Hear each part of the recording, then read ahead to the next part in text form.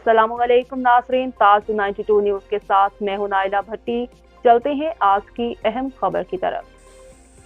टंडोल अयार से तारक हमीद अब्बासी की खबर शामिल करते हैं। औरतों के आलमी दिन के मौका पर नारी वेलफेयर और शहीद बेनज़ीर भुट्टो वेलफेयर के चेयरपर्सन सदीका मुजफ्फर गोंदल, चेयरमैन आमिर लुत्फ़ अली जरदारी ने अपने पैगाम में कहा कि आज पूरी दुनिया में ख़वातीन के हकूक़ के लिए ख़वातीन सड़कों पर हैं और जदीद दौर में भी ख़वातीन आज भी हकूक़ से महरूम हैं। दुनिया की जो इनकलाबी तहरीकें चली उन सब में ख़वातीन का अहम किरदार रहा है, जबकि तहरीक पाकिस्तान से आज तक ख़वातीन का मुल्क की तामीर और तरक्की में भरपूर किरदार रहा।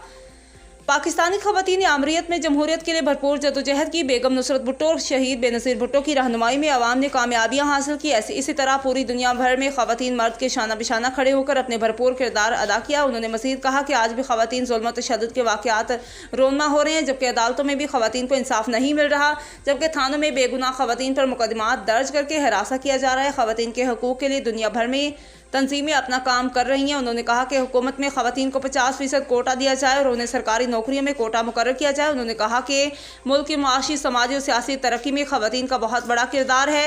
इस्लाम ने ख़वातीन को जो इज़्ज़त और एहतराम दिया है वो किसी मज़हब या माशरे में तसव्वुर भी पेश नहीं किया जा सकता। कश्मीर और भारतीय मुसलमान फ़लस्तीनी ख़वातीन की बेहुरमती की जा रही है।